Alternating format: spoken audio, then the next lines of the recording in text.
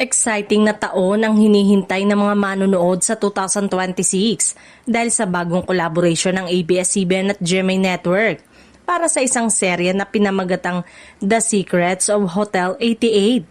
Ito ang isa sa mga pinaka-inaabangang proyekto sa telebisyon dahil matagal nang inaasam ang muling pagsasanib puwersa ng dalawang network. Ayon sa mga ulat, mapapanood ang serye sa unang quarter ng taon at tiyak na magbibigay ng bago at kakaibang kwento sa mga manonood. Ang proyekto ay tampok ang ilang housemates mula sa reality show na Pinoy Big Brother Celebrity Collab Edition. Ang pagsasanib puwersa ng dalawang network ay nagbibigay daan sa mga talent mula sa parehong kampo na makatrabaho ang isa't isa na matagal nang inaabangan ng mga fans. Ito rin ang isa sa mga unang hakbang para palawakin ang oportunidad ng mga kapamilya at kapuso industry.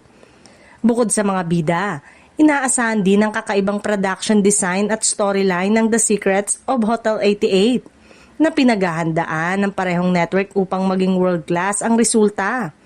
Ang tema ng misteryo at drama ay siguradong magbibigay ng kilig, intriga at excitement sa mga manonood, lalo na sa mga fans ng tambalan ng reality show housemates. Para sa mga tagahanga, malaking kagalakan na makitang nagkaroon muli ng proyekto kung saan nagtatagpo ang kapamilya at kapuso talent. Ang excitement ay ramdam na sa social media kung saan marami ang nag-aabang ng teaser, poster at behind-the-scene footage na ilalabas sa mga susunod na buwan. Ang collaboration ng ABS-CBN at GMA para sa 2026 ay simbolo ng muling pagbubukas ng pinto para sa mas maraming collaboration sa industriya.